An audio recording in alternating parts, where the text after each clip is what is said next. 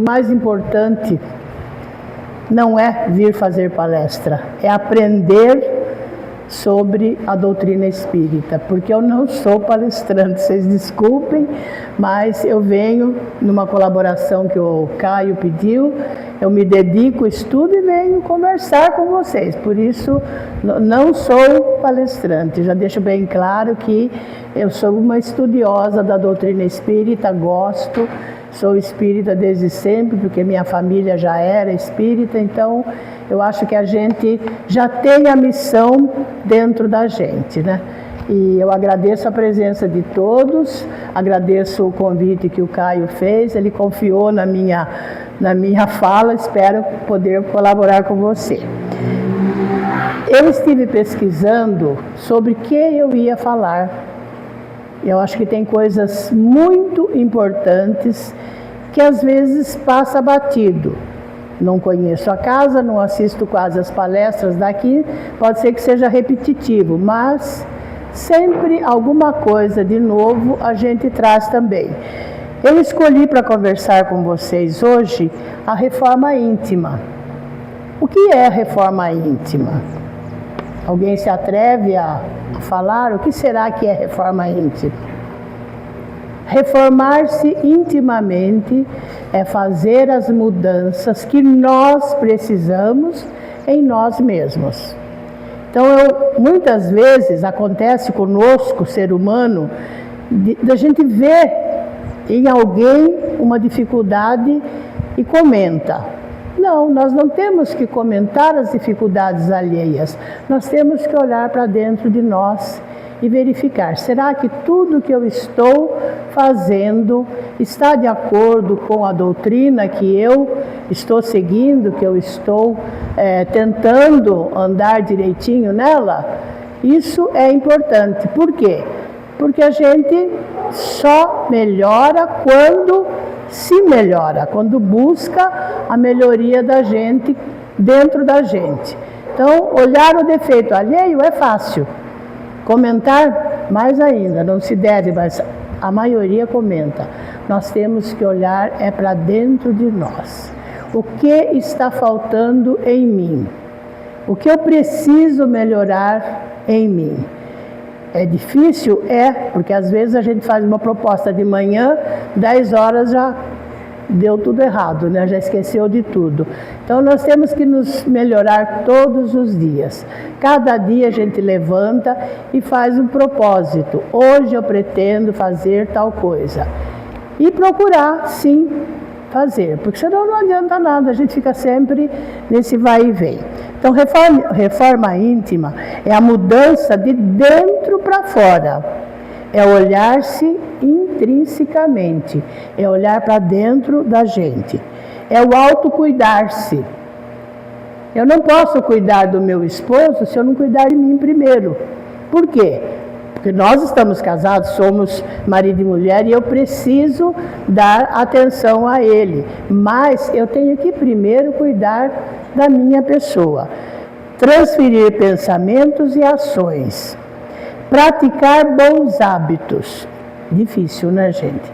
A gente busca todo dia fazer o bem, falar sobre coisas boas, bons hábitos, mas acontece que muitas vezes nós fazemos um e depois esquecemos do resto durante o dia todo. Melhorar-se cada vez mais. É reformar o que já existe. Então, se já existe, nós temos que aprimorar, melhorar. É a transformação moral na prática. Não é fácil, principalmente nos dias de hoje, com televisão, com músicas, com vizinhos às vezes barulhentos, que deixa a gente meio doido, mas a gente tem que pensar sempre que nós somos filhos de Deus e que eles também são. Então, ao invés da gente, graças a Deus eu não tenho vizinho, mas ao invés da gente brigar com os vizinhos, a gente faz o quê? vamos entrar no quarto, fazer uma prece e pedir para o anjo da guarda que cuide daquele vizinho que está nervoso, que está preocupado, que tem dívidas para pagar, todos nós temos. Então a gente tem que procurar auxiliar com as nossas vibrações boas. Que são boas vibrações? São as emanações que nós enviamos para os outros sem que eles saibam. Não precisa chegar e bater na porta e falar, olha, eu estou mandando uma oração para você. Não, a gente faz em silêncio e pede a Deus que cuide, que tome conta daquela pessoa, daqueles filhos, porque quando a família é grande, o problema é maior ainda. Se tem poucos filhos, não há necessidade de pedir tanto, né? Pede menos. Mas quando a carga é pesada, às vezes quem mais sofre são os pais, especialmente as mães, porque o pai vai trabalhar, ele cuida do serviço dele, chega em casa, está cansado, vai descansar. Então é a mãe que carrega o peso da família nos ombros. Se a família veio com alguns problemas, temos que procurar fazer com que esse problema seja mais leve, amenize um pouco mais. Porque se a gente tem um problema de doença na família e ainda fica nervoso, fica falando, reclamando, só vai aumentar a carga que nós estamos carregando. Então, a reforma já existe. O que nós temos que fazer? Aprimorar-se. É difícil? É. Não é fácil. Às vezes a gente levanta cedo e fala, hoje eu vou fazer isso. Pensa tudo. Faz 2 coisas e esquece do resto.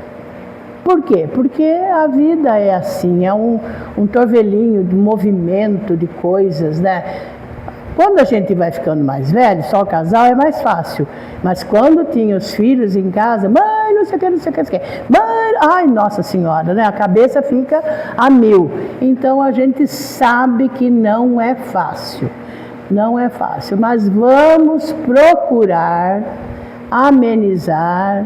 Toda vez que a gente estiver bem nervoso, bem cansado, estressado, se recolhe no quarto, faz uma prece, lê um trechinho do Evangelho, já dá um alívio. É a melhor coisa que a gente pode fazer para a gente mesmo, né? Bom, a transformação moral na prática é difícil de acontecer. Por quê? Porque já diz transformação moral. A gente não vê, não enxerga. Muitas vezes a gente dá uma resposta que nem foi intencional. Já falo para o marido, porque a gente vive só os dois, né?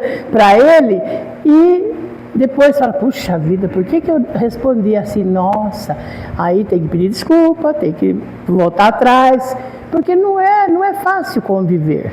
E se uma família de 2 pessoas tem problemas, imagine uma família de 6, 7, 8 e até 10. Tem famílias que têm 9 filhos e todo mundo pedindo, a mãe fica atormentada, o que vai fazer? A gente tem que orar e vigiar. O segredo, a reforma que eu passo para vocês é ore e vigie. Por quê? A oração faz bem e a vigilância não deixa acontecer. Muitas vezes a gente está prestes a explodir, mas a vigilância impede que a gente fale qualquer coisa que seja menos agradável para aquela pessoa. Kardec diz o seguinte, reconhece-se o verdadeiro espírita pela sua transformação moral, pelos esforços que emprega para domar as suas más inclinações. Todos nós temos má inclinação. Ninguém que está neste mundo aqui vivendo é santinho e está no altar. Não tem, porque a gente vive um burburinho, um torvelinho de situações que nos deixam muitas vezes preocupados. E a preocupação acarreta esse descontrole. Então, muitas vezes, eu vou falar o nome do meu marido, o nome não, vou dar ele como exemplo, porque eu só tenho ele para citar como exemplo e ele não vai ficar bravo comigo. Vou citar uma pessoa que não conheço, não é certo. Muitas vezes ele vem da rua, já não deu certo qualquer coisa no trânsito, chega em casa já vem nervoso, né? Porque é comum acontecer isso. Aí se eu estiver esperando com as pedrinhas para jogar, vai ser um azar, né? Então tem que amenizar. O que foi que aconteceu? Porque aconteceu isso assim. Não, calma, vamos pensar um pouco, vamos fazer uma prece, vamos olhar para aquela pessoa que deve estar nervosa, preocupada, doente. A gente não sabe. Então a gente tem que fazer uma reflexão para o outro. E a melhor coisa que nós fazemos é oferecer uma oração. Porque hoje em dia, não sei aqui, acho que aqui todo mundo reza, né? Todo mundo reza, todo mundo tem o hábito de orar. Mas está difícil a gente conversar com uma pessoa que diz, eu faço as 3 orações por dia. Não faz. Não faz, nem eu que sou espírita há 60 e tantos anos, não consigo fazer a prece 3 vezes ao dia. Se eu faço de manhã, já esqueço na hora do almoço, aí vou lembrar de tarde. Por quê? Porque tem televisão, tem o trabalho, tem outras preocupações, tem dívidas que a gente faz às vezes e tem que pagar. Eu não sou muito de fazer dívida, eu morro de medo de ficar devendo. Então eu não faço dívida que é para não ter dor de cabeça.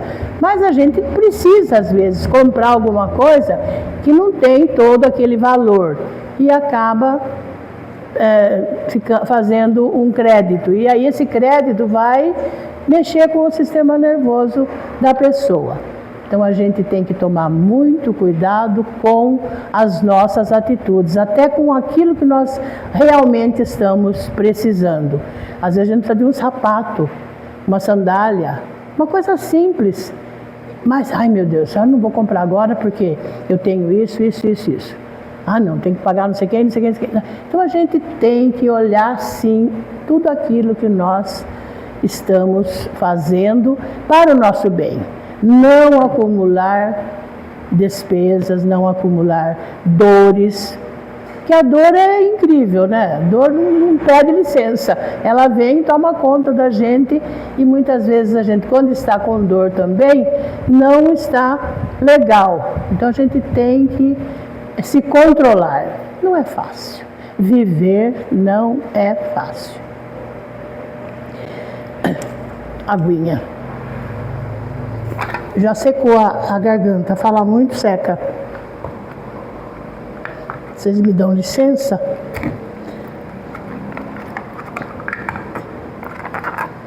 Eita!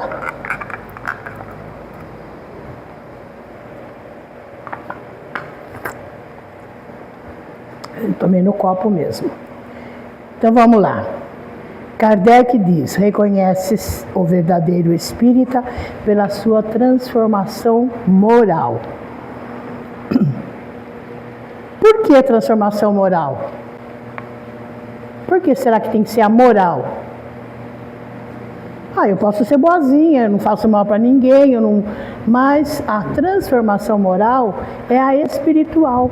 É aquilo que nós viemos fazer aqui neste mundo, é viver na Terra e se preparar para a grande viagem, né? Para o outro lado da vida. Nesse preparar, nós temos que aprender a lidar com todas as pessoas que convivem conosco. Aqueles que são bonzinhos, que não são, a gente tem que aceitar todo mundo. Não precisa carregar no colo, mas tem que aceitar. Então, nós perguntamos sempre, quem somos e de onde viemos? Alguém aqui sabe de onde veio? Todos nós viemos da barriga da nossa mãe. Isso nós sabemos. Mas será que é só isso? Nós somos o quê? Espíritos encarnados. Obrigada. Espíritos encarnados. Se somos espíritos encarnados, nós viemos sim da nossa mãe e do nosso pai. Mas o que predomina no ser humano é o espírito, o lado espiritual.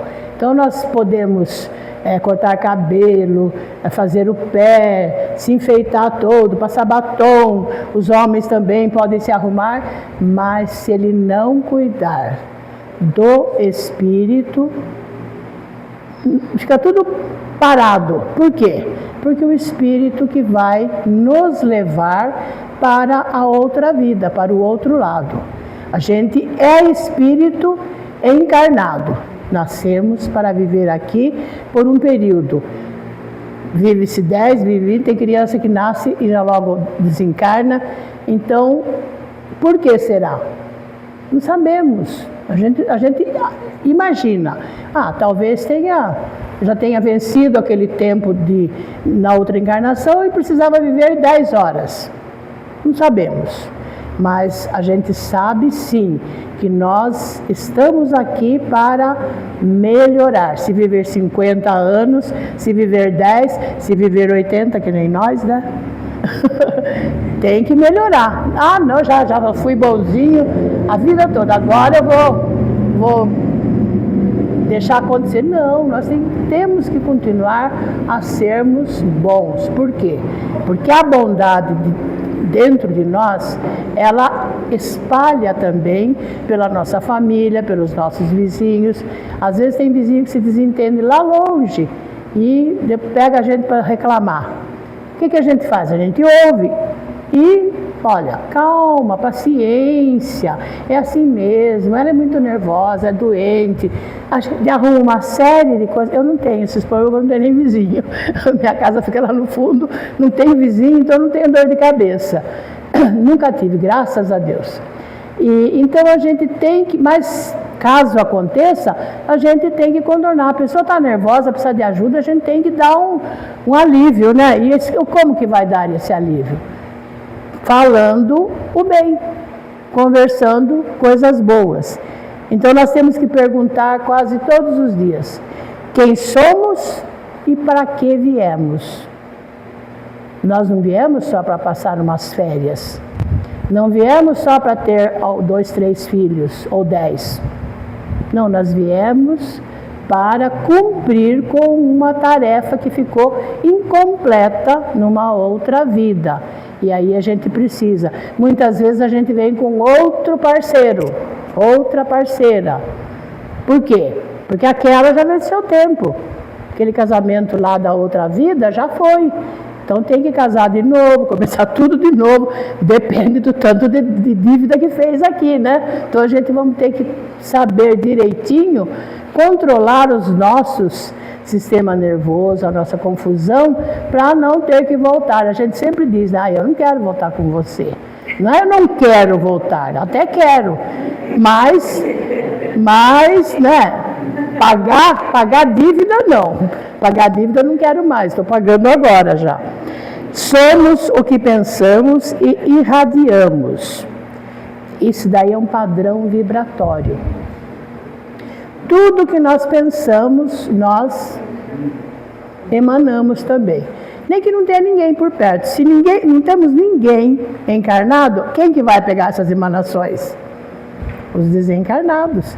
E é por isso que a primeira coisa que tem que fazer é oferecer o nosso dia para todos, encarnados e desencarnados, porque daí eles já recebem a cota deles e vão cuidar da vidinha deles, senão a gente fica o dia inteiro perturbado. Gente, eu quase não recebo visita no Seu dos Filhos, mas quando a gente recebe uma visita que é meio perturbada, que não está sentada no mundo, meu Deus do céu, não fica tudo estranho na casa da gente? Fica tudo assim, sabe? Você não sabe se faz, se não faz, conversa um pouco, daqui a pouco já muda de assunto. Tem pessoas que são assim. Então a gente tem que tomar muito cuidado até com as nossas amizades e com as nossas visitas. Não que não é para ter amizade, nós temos obrigação de ter amizade sim, trocar as nossas ideias, mas não pode se abrir muito com as pessoas, porque nem todos têm um pensamento bom. A gente começa, conta isso, conta aquilo outro, e acaba trazendo para a gente uma série de perturbação. Não é coisa que atrapalha porque ele está fazendo, é que fica perturbado. Os irmãos desencarnados, eles estão sempre à busca de pegar uma coisinha aqui e outra ali para dividir, né, com eles. Então é isso. Nós somos o que pensamos e o que irradiamos. O que eu penso e o que eu irradio, conversando com vocês agora, é o que eu sou, né? Estou fazendo uma palestra, estudei, me preparei, trouxe algumas ideias, mas no fundo, por que eu peguei a palestra? Só para agradar o Caio? Não, é porque eu gosto de estudar também a doutrina espírita. Então a gente faz aquilo que a gente gosta. Nem sempre o que a gente faz é uma coisa que não é agradável. A maioria do que fazemos são coisas que nos agradam. Por isso que a gente tem que tomar muito cuidado com as amizades que a gente tem. Porque tem amizade que influencia. Aí é uma perturbação que a gente está arrumando, não é um amigo, é uma perturbação para a vida da gente, né? Somos o que pensamos e irradiamos. Isso chama-se padrão vibratório. Se penso bem, recebo bem. Se penso mal, o mal vem como lei de retorno. Eu não posso pensar mal. Quando vem um pensamento ruim na cabeça da gente, o que a gente faz? Faz uma prece. Eu, primeiro de tudo, faço uma prece. Graças a Deus, estou numa fase que nem penso mais. Mas a gente, é porque a gente vai envelhecendo, a gente vai ficando bonzinho, né? Tá chegando a hora de morrer, a gente começa a ficar bonzinho, né, Caio? Começa a ficar boazinho, mas daqui a pouco eu vou embora, então eu tenho que ficar boazinho. Não, eu sempre fui. Eu ainda tenho as minhas ranzinice. Então, isso é a lei do retorno. Se eu faço mal, eu recebo mal. Se eu faço bem, eu recebo bem. É a lei do retorno. E a lei do retorno faz parte dos dogmas do Espiritismo. Nós vivemos num mundo onde temos que nos acertar e nos acomodar para viver bem. Senão a gente vai estar sempre contrariado e fica um tempo aqui, vai embora e depois volta a fazer tudo de novo. A gente tem que evitar esse vai e vem do espírito. Isso é a lei do retorno. Eu recebo de volta tudo que emano. Que emano quer dizer o que eu mando para os outros. Agora eu vou falar um pouquinho da reforma íntima, do Vanderlei de Oliveira. Ele não sei se é baiano, é mineiro, o Vanderlei não me lembro. Eu assisti umas palestras com eles, é uma pessoa estudiosa, muito dedicada, e eu gostei dessa da reforma íntima, então eu trouxe para a gente analisar um pouquinho. A aplicação da reforma íntima à luz do espírito imortal compreende o dever de olharmos para as zonas profundas da nossa mente. Quer dizer que nós temos que dar aquela paradinha no fim do dia, no meio do dia, 1 hora, meia hora, e analisar o que eu tenho na minha cabeça. Tudo que eu estou pensando está sendo bom, é válido, ou eu ando pensando abobrinha? Coisas que não servem. Porque o pensamento da gente vai longe. Basta você encontrar com uma pessoa perturbada que você já capta, ainda mais a gente que é médium, né? Já traz aquilo no fundo da gente e pode começar a pensar besteira, não pode. Então, para chegarmos ao tesouro citado, vamos nos deparar com as orações milenárias nas faixas sombrias do inconsciente. Nós somos seres humanos, dotados de corpo e alma. Temos o nosso pensamento, que é inconsciente, ninguém vê. Pode pensar o que quiser, se você não abrir a boca, ninguém fica sabendo. Mas nós que somos espíritas, que acreditamos na evolução espiritual, não pode pensar besteira. Quando vem um pensamento ruim, varre. Por quê? Porque o pensamento ruim, ele vai nos levar a situações ruins. Às vezes dá uma discórdia com o marido, bate boca com a vizinha.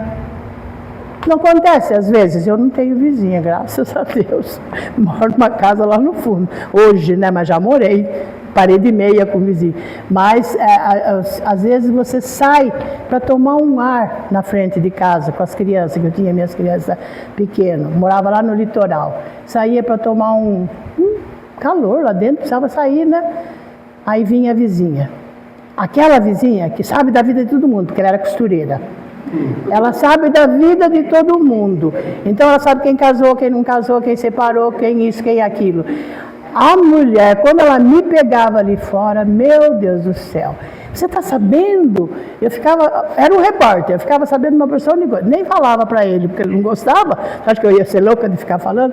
Meu Deus, eu entrava para minha casa e ia rezar para ela se acalmar, porque ela ficava nervosa e deixava a vizinhança toda nervosa, porque ela começava a espalhar as coisas. Depois, se não é verdade, se é uma fofoca, como é que fica? A gente não pode acreditar em tudo que as pessoas falam, né? Às vezes tem gente que fala o que escuta e até o que não escuta, que imagina e está falando. Então nós temos que tomar muito cuidado com a conversação também. A reforma íntima é uma missão especial e para realizá-la nós temos que ser corajoso e estar protegido. Olha só, ter coragem e proteção. Por quê? Porque toda vez que nós estivermos pensando o bem de alguma pessoa, nosso, de um filho, de uma pessoa amiga, nós vamos ter ao nosso lado os espíritos perturbadores que perturbam aquelas pessoas. Médium é como é que chama a pessoa que tem imã? É uma esponja. Nós temos que tomar muito cuidado com o que nós conversamos com as pessoas, porque às vezes a pessoa entende uma coisa e sai falando outra. Então a gente tem que tomar muito cuidado. Eu nem gosto de conversar muito, para evitar confusão, né? A gente não conversa. Conversa sim, eu estou conversando, se encontrar com vocês uma hora, eu vou conversar, mas coisa séria, sabe? Nada de ficar, você viu fulano, viu isso? Não tem que viu nada. Se não vê, melhor.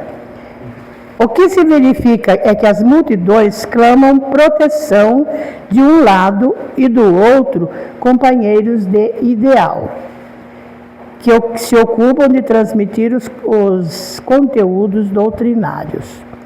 Por que o autor falou isso aqui? O autor aqui é o Vanderlei de Oliveira.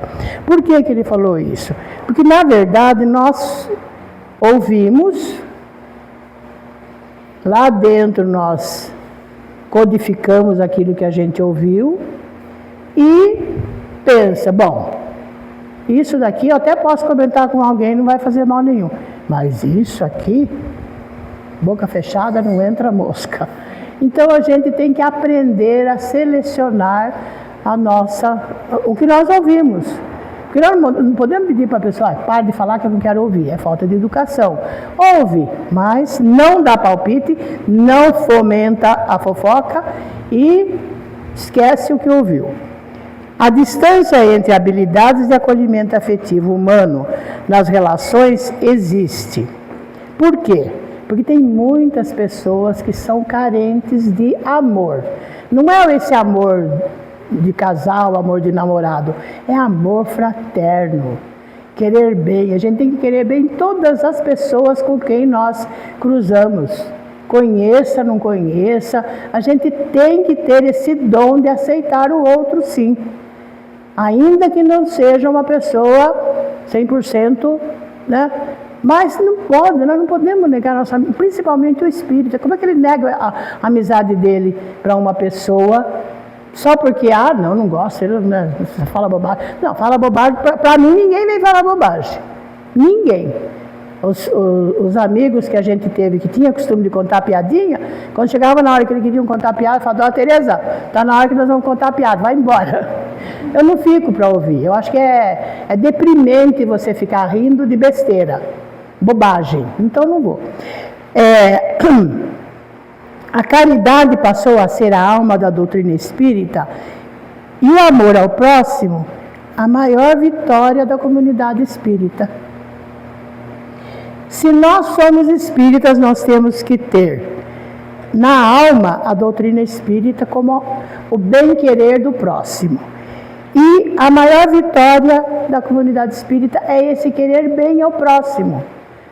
Quero bem como amigo, como companheiro, como visitante, que vim aqui hoje, sou visitante, quero bem a todos vocês. Todos. Deixa eu tomar água que minha garganta vai secando.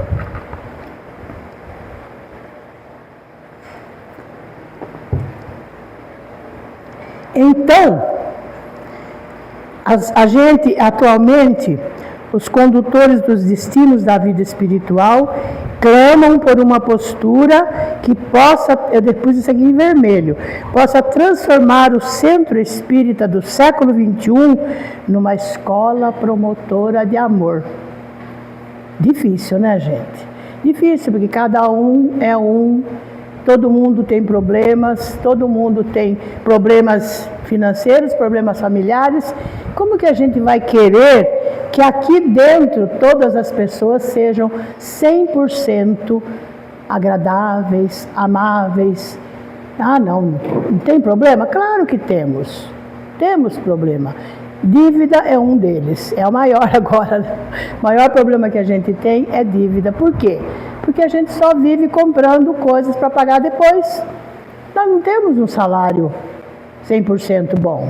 Então a gente tem que dividir o salário entre as coisas que nós necessitamos realmente, e quando eu precisar de um chinelo novo, eu tenho que comprar também, não é que eu esteja precisando, mas peraí, eu preciso sair de chinelo novo na rua, não é verdade? Então a gente tem que comprar esse chinelinho novo, compra mais barato, mas compra. Então é isso aí. Ensinando as pessoas a se amarem, teremos corações mais cheios de fé, mais empreendimentos nas práticas, mais amorosos uns com os outros perante as diferenças. É difícil a gente amar o próximo, porque nós temos próximos que são difíceis. Está dentro da família da gente, às vezes, né? Um filho, um sobrinho, dentro da própria família, é de sangue, mas já veio com o destino dele de ser do contra. Então, vai fazer o quê? Nós não vamos ficar brigando a vida inteira. Vamos aceitar, vamos tentar conversar. Se dá para conversar, conversa. Se não dá, a gente só vai levando, passando a mão e orando e buscando a força no plano espiritual, porque eles ajudam bastante a gente. Então, quem se nutre de fé, sente-se mais protegido. Quem tem coragem para empreender nas práticas, está abrigado na motivação contínua de aprender e crescer. A amorosidade na relação é fonte de leveza e paz espiritual. Se está tudo bem com a família, a gente deita e dorme, não é verdade? As mães deitam e dormem. Mas se tem um dos filhos ou netos que estão com problemas de saúde, de doença ou financeiro, enquanto a gente não for lá, não der aquela conversinha, não enfiar a mão no bolso e por baixo dos panos soltar, porque às vezes a gente tem que fazer isso, né? Tem que dar escondido, porque senão humilha a pessoa, mas a gente tem que fazer sim, porque nós somos seres humanos que não aguenta ver o próximo sofrer. Se nós não aguentamos ver alguém da rua, imagine os nossos, que são de sangue. Então a gente vai tentar consertar. E para quem não tem o vício dentro de casa, é uma maravilha, porque ajuda a pessoa se reabastece e vai viver a vida. Agora, quando tem o vício, aí é difícil. É difícil e a gente sabe. Eu agradeço a Deus todos os dias pela família que tenho. Graças a Deus não tem nenhum viciado, mas a gente já viu pessoas amigas que lutam com filhos dependentes de droga. E é um sofrimento. A mãe se acaba. Ela se acaba, ela emagrece até o último fio de sangue que ela tem, porque nenhuma mãe quer ver o seu filho sofrer. E nem estranhos a gente não quer ver sofrendo, né? Então a gente precisa realmente ter no nosso coração esse amor ao próximo. Amar ao próximo como a si mesmo. Só vou gostar do meu próximo se eu gostar dele como eu gosto de mim. Senão, não faço nenhum favor a ninguém. Estou apenas gostando. Então, para gostar, precisa gostar realmente. Somente o amor ao próximo não garante o preenchimento do sentido de viver. Olha, já veio aqui um senãozinho. Acabei de falar que amar ao próximo, né? Não, ele não garante que esse sentido bom seja mantido por algum tempo. Porque quem não se ama, não tem o auto-amor, carrega o coração vazio, sente-se desorientado e abatido. Então não adianta eu gostar do meu marido, gostar da minha vizinha, ter um carinho profundo por alguma pessoa que trabalhou comigo, que eu quero como uma irmã. Não adianta. Se eu não aprender a amar a todos os meus próximos, eu não estou fazendo favor nenhum de querer bem aqueles que me amam. Eu tenho que gostar daquele que não me gosta, que tem uma cisma comigo. Então, é bem assim. A gente que trabalhou em escola sabe muito bem o que é não ser gostado, viu, gente? É assim, oi, tudo bem? Mas, por trás da gente, né? É assim. O que a gente vai fazer? O ser humano é desse jeito. Eu procurava conviver com todos, vivia bem e cumprimentava todos, mas numa distância de não me misturar demais. Porque se a gente começa a conta tudo que aconteceu em casa, não demora muito, vai dar confusão. A gente tem que preservar a nossa vida familiar. Isso é importante. Não é esconder. Se precisar contar, a gente conta. Vai precisar de ajuda, conta. Mas se puder preservar, é melhor. Porque quanto mais a gente conta, quanto mais a gente se abre, menos a gente tem a nossa particularidade. Porque é uma particularidade. Cada ser humano é um. O meu marido, para mim, ele é ótimo, mas sei lá. De vez em quando dá umas respostas também, né? Não é uma criação, mas até às vezes eu falo, nossa, se pegou duro. Mas é assim, eu também sou assim. Então a gente precisa tomar cuidado. Para poder conviver, nós temos que tomar muito cuidado nas nossas relações. Então, somente o amor ao próximo não garante o sentido de viver, gente. Eu amo todas as pessoas que eu encontro, que eu convivo, eu quero bem todos, faço festa, mas isso daí vai preencher o meu sentido de viver? Será que eu estou fazendo o que realmente eu preciso fazer para estar bem? Não, a gente precisa praticar a caridade. E o que é a prática da caridade? É fazer o bem, sem olhar a quem. Eu não gosto de fulano, mas eu faço a caridade para ele ou para ela. A gente tem que saber dividir as coisas. A proposta perfeita é amar ao próximo, mas também o amor a si próprio. Deixa eu ver se tem mais alguma coisa aqui. Um pouquinho de reforma íntima. Reforma íntima, porque se a gente não se reformar por dentro, a gente não consegue nem amar as pessoas que nos amam. A gente tem que querer bem, mas tem que devolver também, né? Então, a reforma íntima é uma missão pessoal, fora de fora para dentro. Coragem e proteção. Todos precisamos de proteção. Proteção nos dá segurança. E o que protege do medo. Vocês têm medo? Ninguém tem medo aqui? A gente tem medo. A gente procura conviver com ele lá quietinho, né? Mas a gente tem medo, sim. Medo de doença. A doença é uma coisa que nos pega de surpresa. E isso daí dá medo. Por quê? Porque você fica doente, você fica na mão de pessoas estranhas às vezes. Em hospitais. Eu fiquei morando no Hospital do Servidor Público em São Paulo 40 dias. 40 dias morando no Hospital do Servidor Público. Eu tinha quantos anos? 27, 28? 30. Acho que não tinha nem 30. Então, quer dizer, fui para lá achando que voltava para casa. Fiquei morando lá 40 dias. Chorava que nem não sei o que, porque eu deixei 2 crianças com o pai. E ele trabalhando, ele precisou pedir mudança de horário no serviço, porque ele trabalhava à noite, teve que pedir para trabalhar só de dia. Foi um transtorno. Mas, como é que chama? O negócio de...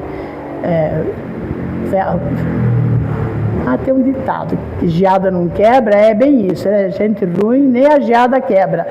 Fiquei lá, sarei, voltei a trabalhar, aí comecei a me dedicar mais à doutrina espírita, porque até então eu venho de família espírita, mas eu não levava muito sério, sabe? Eu ia uma vez ou outra, ficava mais em casa, assim, sabe, mais descansando. Eu trabalho.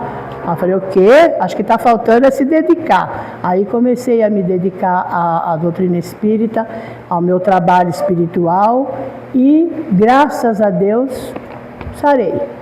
Deixei um pulmão lá também, metade de um pulmão ficou lá, mas saí boa. Então é isso, gente. A gente passa pelo que tem que passar, sofre, mas não pode perder a fé em Deus. Porque Deus é o nosso Pai, é o único que vai nos ajudar sempre. Tudo que a gente precisa, meu Deus, não é isso que a gente fala? Meu Deus, à toa às vezes, né? Às vezes por besteira. Mas não, a gente precisa de Deus, precisa sim dos anjos de guarda, e precisamos uns dos outros. Porque nós estamos aqui hoje... Eu estou aqui na frente falando para vocês, mas eu não sei se eu vou ficar muito tempo de pé.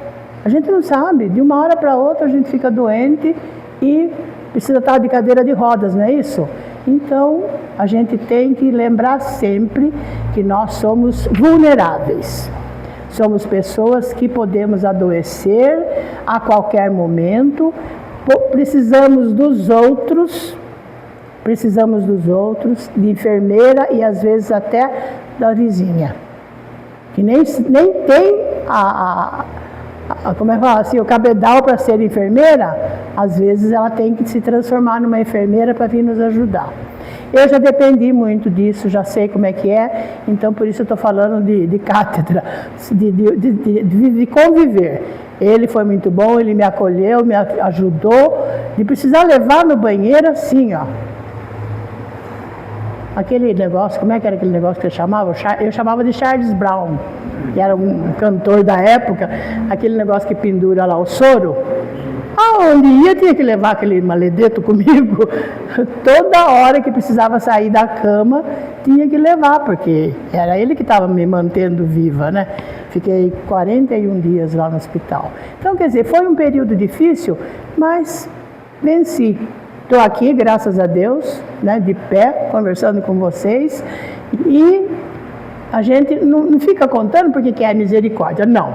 Eu conto que é para vocês perceberem que a gente não é só essa fortaleza que a gente pensa que é. Muitas vezes nós somos assim, abarrotados de alguma coisa que nos leva a precisar dos outros.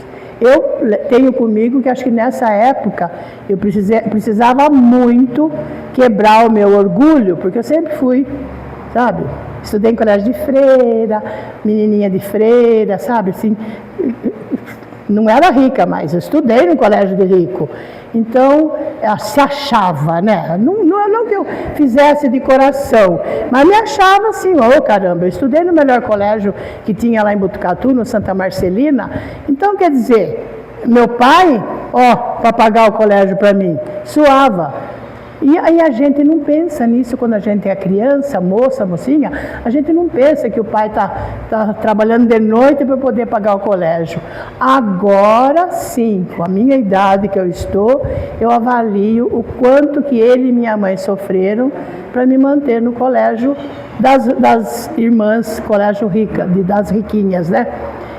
Não ia em festa de pobre, só ia na festa das meninas, filha de doutor, não é? Porque eu fazia parte da minha convivência. O que eu ganhei? Não ganhei nada. Ganhei aprendizado lá no colégio, a convivência com as pessoas ricas me ensinou muita coisa, porque a gente fica sabendo que não é só o dinheiro que manda, né? Então a gente aprende a viver também. Foi isso que eu aprendi, além de tudo que a vida me ensinou, e tem esse período de colégio, de 7 anos de colégio, que eu convivi com A nata de Botucatu. Ó que chique. Chique, né? Ah, nata nada, nata é de leite. A gente é bobo, a gente quando é jovem, a gente acha que o nome, o poder das pessoas tem tudo. Aí, quando a gente aprende que na vida a gente tem que batalhar, aí a gente dá valor a qualquer outra coisa que é mais importante, o tipo, a saúde. A saúde é a coisa melhor que a gente tem na vida. A gente está com uma dorzinha, já estraga o dia da gente. Então, vamos cuidar da nossa saúde. Bom, deixa eu voltar aqui. Fé é a armadura de proteção onde buscamos abrigo, onde concretizamos. Quer dizer, a fé tem que ser concretizada. Eu tenho fé, mas não adianta ficar falando que tenho fé se eu não botar a mão na massa e não for fazer para alguém aquilo que precisa. Encontramos também companheiros de ideal passados através dos conteúdos doutrinários, que é a religião.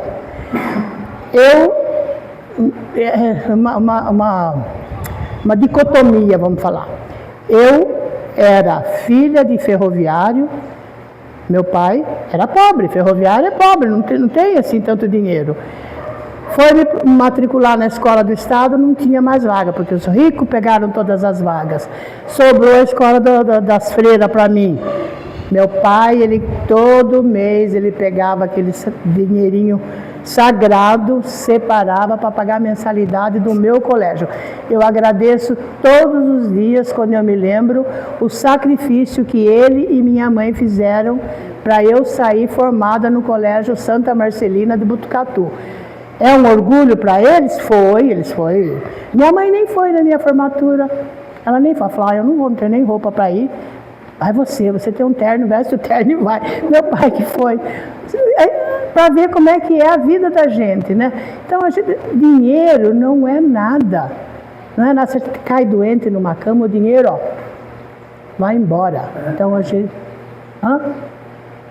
A hora? Eu estou falando muito, né? Ele que está controlando a hora. Tá bom. Obrigado. Obrigado. Então, gente, não é que a gente vai falando e acaba lembrando de coisas que também são importantes. Foi importante para mim, pode ser que sirva para as crianças aí. Né? A gente não sabe, uma hora ou outra pode precisar. Bom, deixa eu terminar aqui então. A doutrina espírita, ela prega a fraternidade, caridade e auto-amor. Fraternidade é no encontro de estudos do Evangelho, respeito ao outro, amor fraterno. Escola de auto-amor e autoconhecimento. O aprendizado é a aplicação na prática. A gente aprende só na teoria, mas enquanto a gente não põe a mão na massa e não age, não aprendeu. Só vai aprender a hora que fizer. Auto-amor, quem não se ama, tem o coração vazio, sente-se desorientado e abatido. Eu só posso amar o outro se eu me amar. Interessante isso, né? Eu tenho que gostar primeiro de mim. Deus nos deu essa autonomia de gostar da gente primeiro, para depois gostar dos outros. Amar ao próximo também é amar a si mesmo. Eu acho que eu terminei. Acho que eu terminei. Eu falo muito, eu gosto de falar.